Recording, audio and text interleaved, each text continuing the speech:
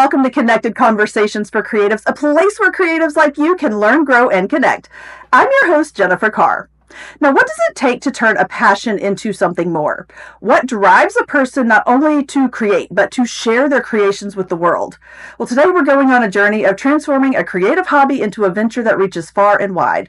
Whether you are a writer, an artist, a musician, or any type of creative, there's this moment where maybe you've considered sharing your work beyond maybe your inner circle. Well, how do you navigate that leap? What challenges and triumphs are along that path? And have you ever considered that creativity is more than just a skill that somebody has to be born with? It's an exploration of self and a connection to others. It's about experimenting with new genres, pushing boundaries, and embracing the unique insights that come from a diverse background. As creatives, we often find ourselves exploring different mediums and technologies, from traditional methods to cutting-edge innovations. So how do these tools change the landscape for us? How can we leverage them to enhance our reach and our impact? Our guest today is someone who embodies this adventurous spirit and creativity. Dan Swift is a professionally trained audio engineer and musician who has taken his love for writing music from a personal hobby to a burgeoning career. Dan's music spans various genres, each EP offering a fresh perspective and a new sound. He's not only mastered the art of creating music, but also the intricate process of marketing and distributing it, even delving into the world of blockchain and NFTs. Dan's journey is a testament to the power of persistence, innovation, and the courage to explore uncharted territories. And without further ado, I'd like to welcome Dan to the show. So Dan, thank you so much for being here today. Jen, thank you so much for having me. That is quite the introduction. Well, I want my guests to feel special because you are. Your story is so unique and special to the show. Like, I could have 14 different musicians on, and they're all going to have something unique to offer. And so I'm really excited to kind of dig into your story and just your journey in general. But let's start with your early experiences with music. And when did you figure out that was something you were passionate about? Sure. Well, I have a very extensive history with music, and I love talking about it, so feel free to interrupt me as you need to. So I first started out playing music when I was 10 years old. I started out playing the trumpet.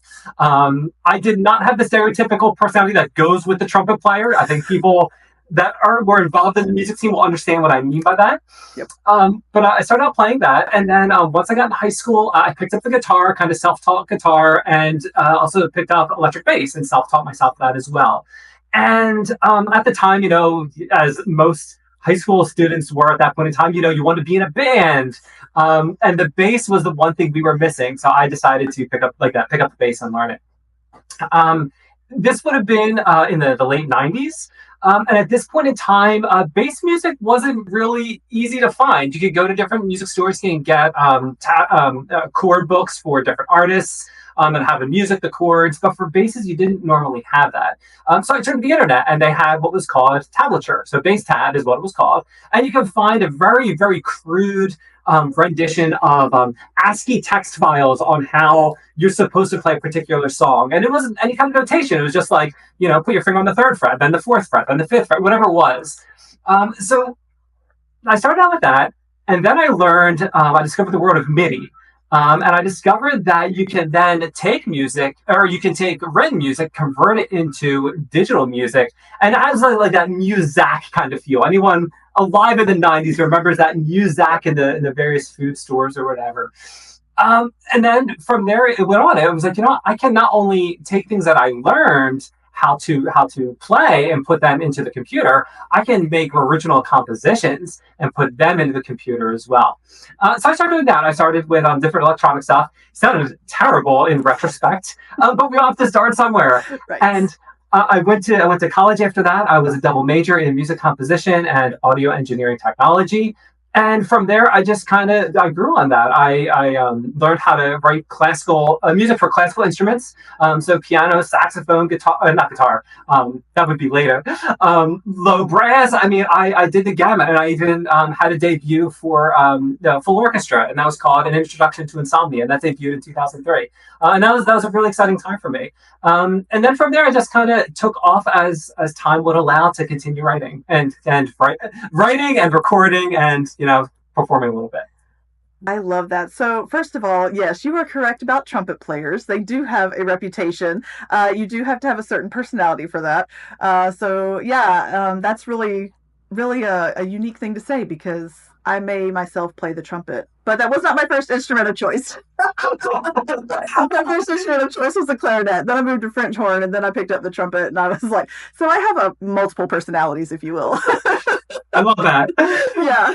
So I love when people just they figure out I am passionate about this and I'm just going to take it and run with it because that was me. I didn't want somebody else teaching me at the beginning. I wanted to figure things out for myself because I wanted to be able to put my own spin on things, especially when it came to music and now writing. I didn't want other people's voices and influences on me. However, we all have some kind of influence on our art. So what were some of your musical influences growing up and how have they shaped your work?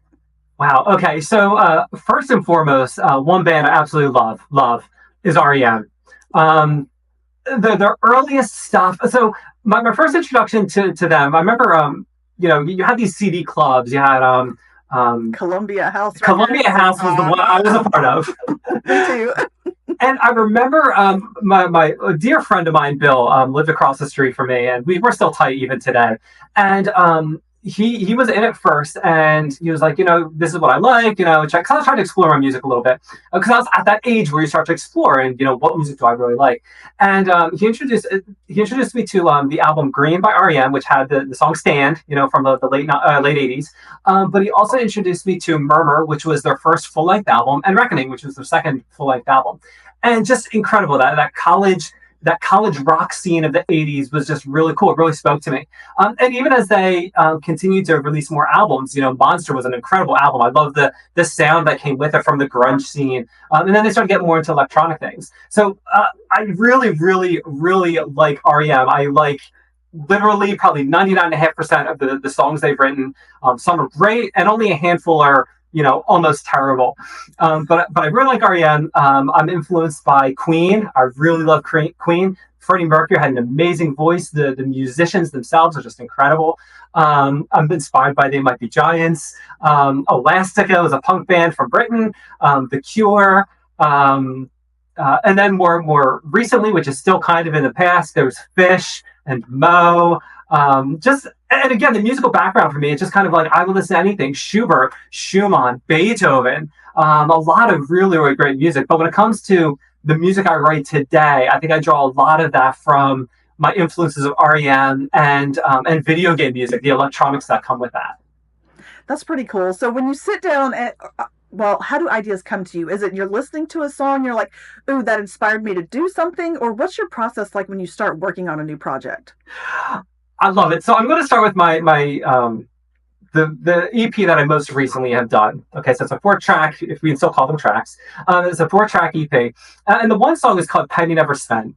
And I was leaving the food store, and I had my phone connected to my vehicle, and I was listening to an album called "Live at the Olympia." It's an REM live album, and I have about 1,000 albums on my phone. I just kind of randomly pick one. I happened to pick this one. And one of the songs that came up was "Letter Never Sent," which I believe is on Reckoning. And it's a very, very brilliant, brilliant song, very pretty song. And the thought came into my head, if I were Weird Al, I would write a song called "Penny Never Spent" instead of "Letter Never Sent." And I laughed to myself. And at some point later, I went home. No, I went home. And then some point, over the next days, weeks, whatever it was, I actually drafted lyrics. And it was, in fact, about a penny that was never spent. Ridiculous. And when it came to writing the music for it, because for me, the lyrics are always the hardest part. Always the hardest. Music, it comes a lot easier. Sometimes I have the challenges, but usually it's a lot easier. And I wrote such a pretty instrumentation to go along with it. And my wife was in the room at the time, and she walked in while I was playing on the piano. She's like, "That's really, really pretty." And I was like, "Yeah, but it's a shame it's about a penny." And she said, "Well, why don't you just change the lyrics? You did that with another song." And I was like, "Well, that's true. I did do that with another song." So I changed the lyrics to it, and now it's about LDR. So it's really, really, really pretty, really personal experience. So that's one example, and then I'll just give you another one. And again, Jen, I can keep talking and talking, but the second one I'm thinking of was last summer. I was taking my kids to camp, and coming back from camp, I'm hitting every single yellow light, every single one of them. And it's the kind of yellow light where it's like, I can't speed up to go through it. This is one of these yellow lights you have to stop, you know? And I'm hitting one after another. And I finally get to the last light before my neighborhood, and it's yellow, and I stop again. And I say out loud, I said, man, I'm just having a yellow light life today. And I thought that is a brilliant song title. So then as soon as I got home, I wrote it down. A lot of times I do have a tablet of paper with me and a pen just in case. But this particular one, I'm like, don't forget it, don't forget it, don't forget it. I get home, I write it down. And later down the line, I knocked out lyrics for that, and maybe like 15, 20 minutes. And it's about people that they struggle through life. You know, they're too shy to do a certain thing. You know, they're afraid, you know, what if I do this and there's a reaction from people or something like that? And they get this paralysis. So that's what that song's about. And it all stems from traffic. I love that. And that happens. Like if you will just pay attention to what's going on around you, and don't let your thoughts filter themselves, just think them, and that is something that I've kind of just picked up on for myself the last few years, is that I self-edit terribly. Like, I was always self-editing, and when I wrote my first book, I think I would have written it a lot faster had I not self-edited at the beginning. And so I just kind of let those thoughts flow now. Oh my gosh, the way the inspiration just kind of, from wherever you are, you're hearing a song on the radio, or you're slowing down at a yellow light, like, that inspiration is always there. If you'll just pay attention and don't try to be like shutting stuff out, because that's always a big block to creativity for me. I mean, that's probably true for a lot of creatives, actually, is you get so caught up in your own head that you don't let the creativity just happen when it's there. Yeah, and that's really key. And I think too, once it's, I'm sure a lot of creative individuals will sympathize with this. You know, when you're in that zone, when you've been writing stuff for a little while, like this last EP I did, I knocked it out in like 4 or 5 months. And the one before that took a couple of years. But because I was on the tail coats of the previous EP, it flowed so much easier. That inspiration was happening. I was just kind of letting it filter. I wasn't filtering, I was just letting it kind of fly through. Very, very nice. So what you're saying, there's definitely a lot of truth to that you don't filter it. Oh yeah, that self-editing, it'll get you in trouble too, because who knows what good ideas you're just leaving behind. Just let your other editor, your actual editor, tell you, hey, that's a bad idea. It hurts, yeah, to hear from somebody else, but at the same time, it's there, and there's always potential in an idea. So what are some of the biggest challenges you face, like when you're making a track and taking it from inception to completion? What are some of those big challenges you face? Sure. There are a couple of different ones. So, like I said, lyrics are always the hardest for me. I've never been a great lyricist, although I have gotten better. I feel like the last two EPs I've done, they're substantially leaps and bounds. But lyrics have always been the hardest thing for me, because it's always been hard coming from that instrumental background like that. It's easier to take an emotion and translate that into music. It's harder to also take the words and find something that's kind of captivating and also add that in. So lyrics have always been difficult for me.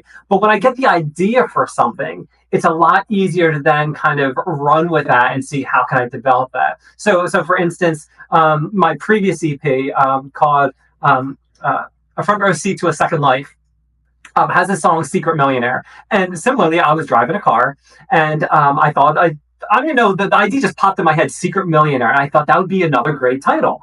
And at the time, I came home, I wrote it down, whatever. But then I thought about different inspirational people I had for this, and each verse is essentially about a different person. So I had the idea, and it was just a matter of then taking those people and then kind of plopping them in. But then there are other times. I have this great chorus for a song I'm working on. I've been working on it off and on for about 4 or 5 years, and I can't get beyond the chorus. I don't, the lyrics aren't there. I don't know what it's about, so I can't finish it. So lyrics are always very, very difficult for me. When it comes to actual production, I tend to have a hard time with sibilance. I don't know if you're familiar with sibilance, but it's like the natural sound of the S that you get. And the trick is you want to pull that back, but not so much that you're missing the high end of the vocals. It's this constant struggle for me. And then there's this one song I did, I believe it was Make Believe, off of What Is, Was, Could Be. And I can never get the sibilance right on that song. I thought I had it right. It sounded great. I re-released it. It's on Spotify, and it still sounds like almost I have a lisp at some spots. So it's that can be very, very frustrating for me. So when it comes to the challenges, lyrics definitely tough for me. And then production, the sibilance is just another one. Everything else, I can work through, piece of cake. But those two, they're I haven't mastered them yet. I feel that, only mine is the opposite. So lyrics are not a problem for me. And it's really funny that I just started dabbling in the whole lyric writing world because the book series that I'm working on it revolves around country music artists in a reality television competition. And so in my mind, they're artists. Therefore, they should have lyrics of their own that we kind of use. And, there's copyright issues when you're using other people's lyrics anyway. So if you have original lyrics, then nobody's going to say anything. So I started kind of dabbling with that. And my problem is that I could write the lyrics and I could tell the story, but putting music with them, I never could hear it in my head, which is funny because I love music, but it's always somebody else's music and not my own. And so I decided that I was going to collaborate with a guest that I had on like my second season of the show, and they do music production. And she actually just sent me last week the first draft of it. And I was like, holy crap. Like, why can't I do that? I've got the lyrics, but I can't get the music. So that leads me to ask you, do you ever find people to collaborate with when you're stuck on things or when it's just not working? Oh, that is a great question. In my early days, I did. I had more of that circle of different creatives and creative professionals that I would throw different things at them and get their opinion. But then life changes, and people went their different ways, and you make new connections, new networks, and that sort of thing.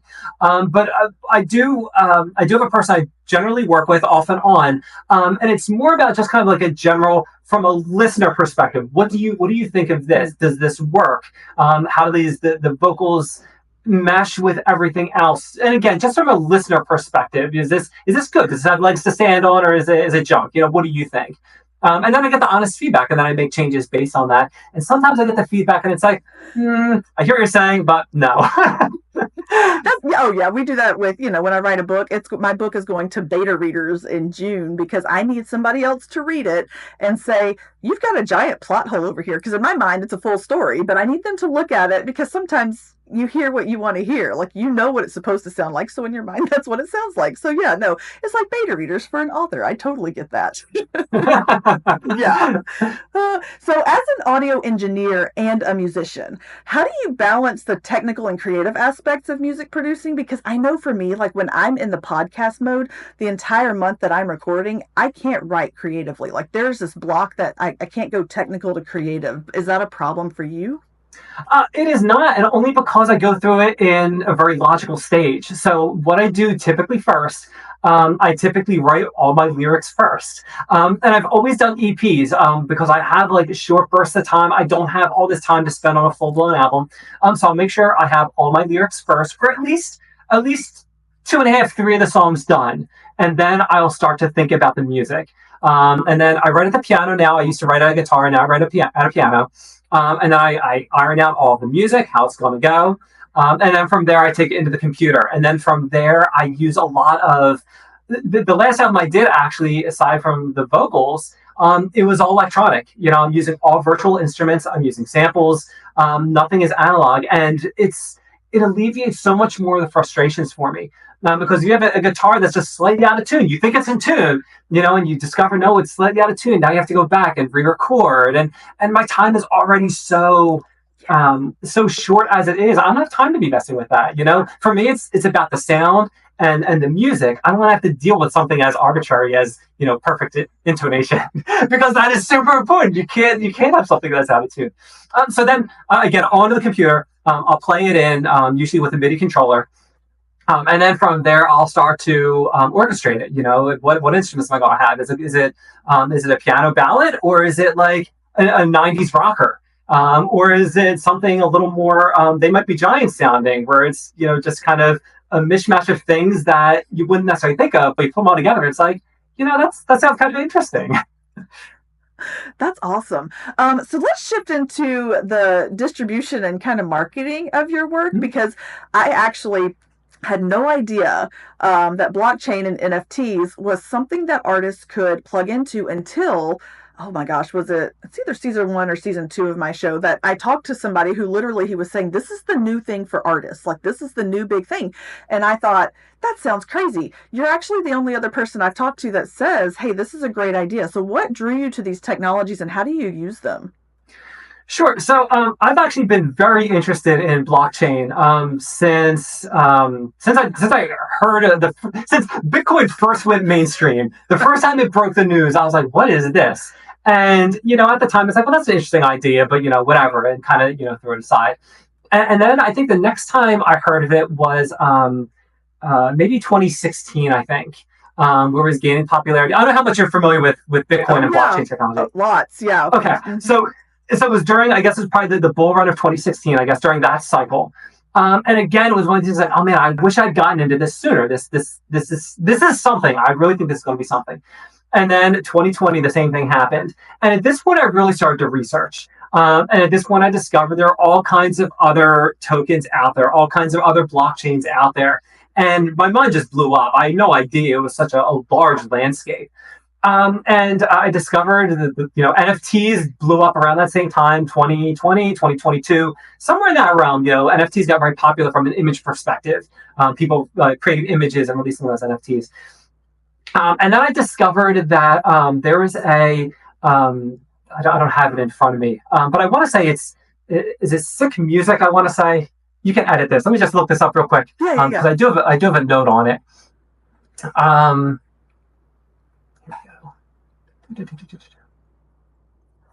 Okay, so I discovered Six City and the New M record store, and they both rely on the Cardano blockchain. So you have your Bitcoin blockchain. You want to hear about these different ones. You have like Ethereum blockchain. Cardano has one. There's Solana blockchain. All these other ones, but this is one that's on Cardano. And the thing that I really liked about this was that I was already vaguely familiar with how the blockchain worked. Cardano had very, very low fees, which is good. If I'm trying to sell something, I want low fees. And the process to get involved seemed pretty straightforward. There was a website. It was like, hey, here's how to get in touch with me. I have a Discord server, this, that, and the other. And I was like, what, let's give it a shot. Let's see what this is all about. I like that. I was already remotely familiar with NFTs. I never bought any, but I understand the concept. And I understand the value that you can create something, you can sell it on the blockchain essentially. And then if other people then buy it, or let's be optimistic, when they buy it, should they choose to sell it, I can still get a cut of those royalties back.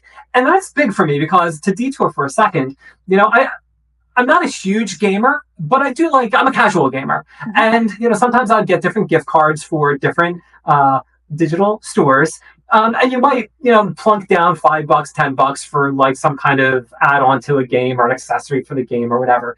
But the problem is, once that game is done, once you lose interest in it, that money's gone. You can't recoup that money back. But with the blockchain, you can. And when people decide, if they decide that, they've outgrown my music, or they want to sell it and give it to someone else, they can do that. It's not a lost cause, and they get some of their money back, and I get some money back too. So that was really cool for me. That really spoke to me, that taking ownership of me being, the provider of this product from very beginning all the way up through and including distribution. I agree. And it's something, especially when books, music, it's all going digital. And it's so easy for people to just hand off my ebook and be like, hey, well, guess what? Once they've bought it and they've got that ebook, I see nothing else from it, but anybody else can read it now that they have this electronic copy. And so I love the idea of being able to tag my work and being able to continue to benefit from other people enjoying my work. But it's kind of one of those things that it's so new that I can't find good places for writing, for books, to really latch onto that and use it. So, but with the music industry, like what is the potential you see there for artists? Do you see it getting bigger, or do you think it's going to stay kind of niche? I think long term, it's going to get bigger. I think it's going to happen with a lot of things. I think a lot of things is going to come down to individual creators. You're going to have I don't know if they call it the creator economy, but I'm going to call it that if no one else is calling it that. I think it levels out the playing field where anyone can do anything. The trick to that is now the market becomes even more saturated, because you might have had the music labels where they're filtered through like, no, you're junk, you're junk, you're junk. You're pretty good. We could probably develop you, and you're junk. And then, those four get cast aside and the other person rises up. But I feel like with everyone on an equal playing ground, which I could see happening, Mm-hmm. it's going to be a lot harder to discover people. I think a lot of that's going to be back through word of mouth. And instead of people making millions or hundreds of millions of dollars, you're going to have more people that might be bringing in, tens or hundreds of thousands of dollars. But I can definitely see that. I don't know about how much in the near future because you have like these giant corporations, but I think long term, I think 20 years from now, maybe 5 years from now, I think we're going to continue down that road. And I think, if blockchain continues to gain stability and acceptance, I could definitely see people leveraging that even more. I think so too, and it's really exciting to see because they just now started, like on Spotify for authors, they just started allowing audiobooks, which is going to be a whole nother ballgame for authors when it comes to that. And so being able to eventually find a platform where you can, tag your work and kind of and put it with the blockchain, that kind of thing. I'm pretty excited about it, but it's down the road it's probably closer in the future for music artists than it is writers, but that's okay too. We'll get there. One day. So what's next on your journey? What should we be watching for? Sure. So for my music, not a whole lot at the moment. I've been writing in my spare time pretty much extensively since COVID. So I've either been writing, playing, mixing, producing, and right now I just feel like a lot of my creative energy is a little drained. So I have no intentions of really trying to write anything more until 2025. And I put that on my website too. I try to give people just, a heads up. Hey, don't expect anything. Enjoy what's there. Listen to it a couple times, then listen to it a couple more times. But for my actual music right now, I need to regain some of that energy. Now I do have other projects I'm working on. I have a podcast I'm working on, but from the music itself, I just need a little bit of a breather. I understand that completely. It's been kind of nice to when being in podcast mode and not have to think about writing because there's a lot of thoughts that I have about the next book that I'm working on and I'm just like, I don't know if I'm ready. Like mentally, I have to prepare myself to kind of get there. And I know that sounds crazy to anybody who's not in the creative world of trying to get words to function because you think, hey, you're putting out words now. Why can't you just write? It's a totally different part of the brain that functions when you're putting words out in the creative world. It totally is. It totally is. And some days like that, when I was talking before Hot, I went off the coattails of From a Seed to a Second Life and jumped right into Parallels. Those two EPs, like the transition was very, very smooth. But when Parallels ended, it was like, no, I don't have anything to tag for it. I don't. And I don't want to turn out junk music. I want it to be good. I want it to be stuff that means something to me that other people can get meaning from as well. 100%.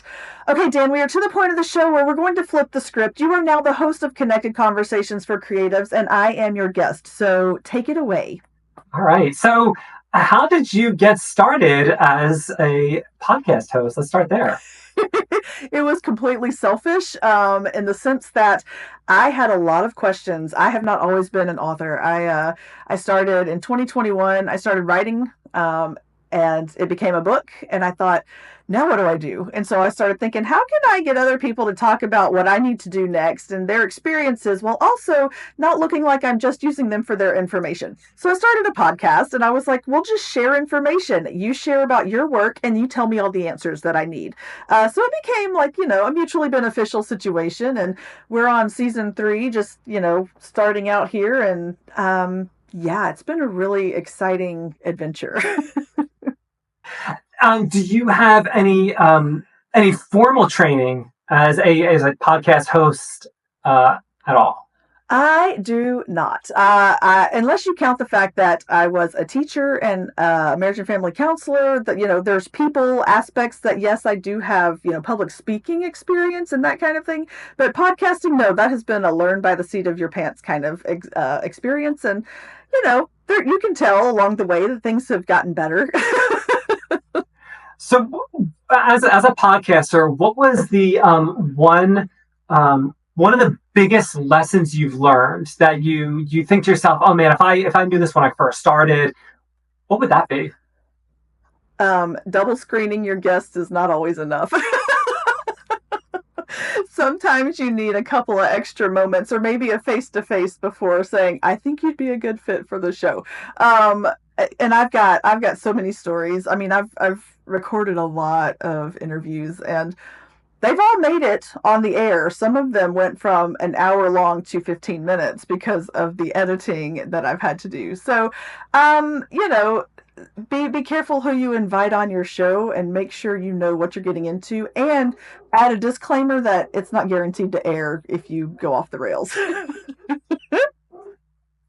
Yeah. I had a similar conversation with my wife the other day about some people I had recorded, and I was saying that I didn't know that they were going to make it or not.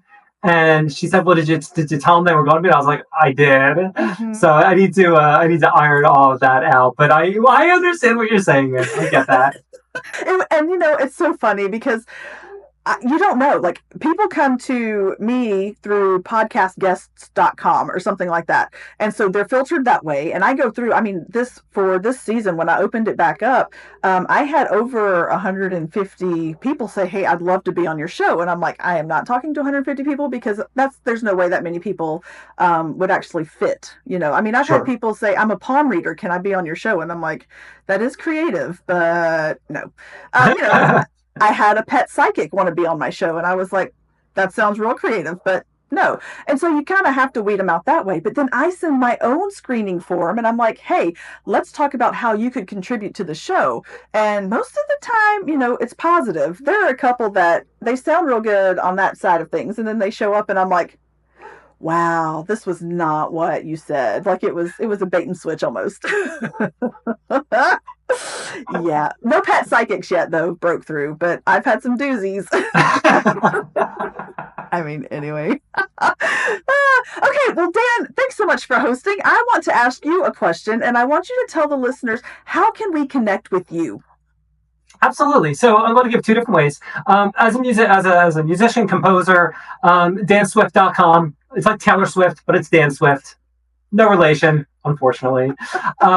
But all my music is there. Not all of it is available to buy anymore. My super old stuff is not available, but my newer stuff is there. You can find me on all of the streaming platforms. I recommend using my website as a springboard, because even though I did my due diligence in searching, I did not search well enough. There is at least one other Dan Swift, and his material is vastly different than mine. So you don't want to get mixed up with that, unless you discover and you realize, that's your cup of tea. Then that's cool. I totally support that. But for my stuff, I recommend starting at my website, danswift.com, and then from there, following the links, and then from that point. I'm also on Twitter. Again, that's on there as well. I'm not very active because, like that, right now I'm taking a bit of a hiatus musically. So that's the first one. Second way you get in touch with me, I'm more active here. Like I said before, I do have a podcast. It's called Time We Discuss, and that's timewediscuss.com. And what I do is I talk to seasoned professionals, and I want to know what they did to get where they are, and what other people can do to get there as well. And I focus on people that are starting their career, and I focus on people that are looking to transition into that carear. So actually, I would love to talk to a pet psychic and a palm reader. They would be perfect for my show, but not for yours. I will send it all your way. You can have it. So you can catch me at timewediscuss.com. I am on pretty much all the social media platforms, the biggies. I'm on Blue Sky, I'm on X, I'm on Instagram, I'm on in the footer. They're all there. Check it out. I am looking for new guests all the time. However, right now I do a bit of a backlog, but I'm always looking to speak with new people and gain new perspectives, because I think it's really important that people understand what kind of careers out there, especially ones that we don't necessarily know about. Like, I spoke to a sports psychologist the other day. Who knew such a thing existed? So it's very cool. So, long-winded.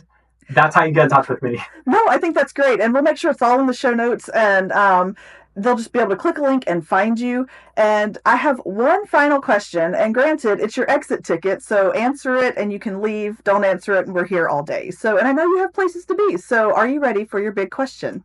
I am. Okay, what is one piece of advice or encouragement you want someone to walk away with if they hear nothing else? Oh, wow. Okay. Got it. Be confident and believe in yourself. And that seems so canned and typical, I guess. And maybe even not sincere.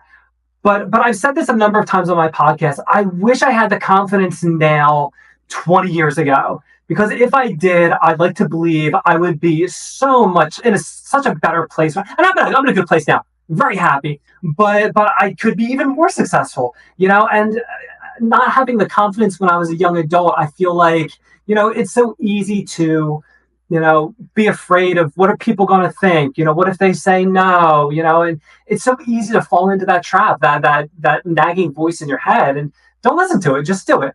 If you want to, if you need help with someone and you ask them and you're afraid they're going to say no, just ask them. If they say no, go to the next person. It's not a big deal. There's like 340 million people in the US, 8 some billion in the world probably. Just ask another person. It's not a big deal.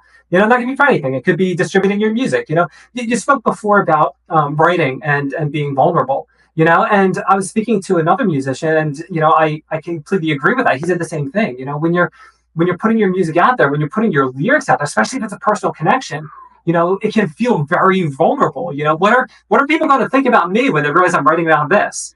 And it doesn't matter. You put it out there. It's your thing. Do what you want to do with it. And I promise you, at the end of the day, there's going to be no regrets. You're going to be so happy you did it. And some of the songs I've written, like, even though I might not share what specific music is about, but to me, it's still out there, and I know what it's about. I know other people are listening to it. They might be able to put the pieces together. They might not. But more importantly, maybe they'll get their own meaning from it. And to me, that's the most important thing. I want to get music out there that people enjoy, that they can then take meaning from and then apply it to their lives. So in short, to sum up, just be confident. If there's something you want to do, just do it. Don't wait. Just do it. Provided it's not going to hurt anyone. Don't take like huge financial challenges that are going to hurt your family or retirement or something like that. But generally speaking, if there aren't any major ramifications, just be confident and do it. I like that it came with a little warning there on the side. No, but you're so right. That is such great advice, because I agree. Had I 10 years ago, 15 years ago, had the same confidence that I have now. Granted, I do think that we are meant to experience certain things to get us to a certain point, because I don't think my writing would have been the same 10 years ago as it is today, even if I did have the confidence. But at the same time, to have the confidence to say, I want to start taking steps toward a dream that I've always had, just didn't know was possible. Absolutely. Like, that confidence would have gone so much farther. But I'm like you. I like where I am now. I think I'm exactly where I'm supposed to be. And so I'm just going to do like you and tell other people, be confident and trust yourself, because it's there for a reason. You have that voice. You should use it. Exactly. And I'm sure you've heard this expression before, that most people, on their deathbed, they regret, things they haven't done rather than things they have done. And I think as I've gotten older, I mean, I'm still like to think I'm nowhere near there, but, I'm probably just as much of my life behind me as is in front of me. Yeah. And, at this point in time, it's like, what are the things I wanted to do that I didn't do yet, that I should have done? It's time to start cracking and get those things done. Yes. And not to become macabre or, downers, but it's so true, because you're not guaranteed your next breath. So may as well make the most of the ones that you have right now. So true. So true. Dan, thank you so much for being here and hanging out. This was a fun conversation. I like how fast paced it was. Yeah, it was fantastic. And if anyone, even also if they have questions about, any of the processes they're going through that I can help with, whether it's recording or writing or, getting on the blockchain distribution, feel free to drop me a line. I'm not inundated with emails, so I mean, I'm happy to help people when I can. Watch as I'll get like 30,000 emails now. But I'm happy to help when I can. I enjoy helping people in general. I mentioned that on my podcast several times. So I'm happy to help if I can, and if I can't, I won't, and I'll apologize. But if I can offer it at least. That's so generous. Thank you so much. And I hope you have a fantastic rest of your day. Excellent, Jen. I hope you do the same. Thanks.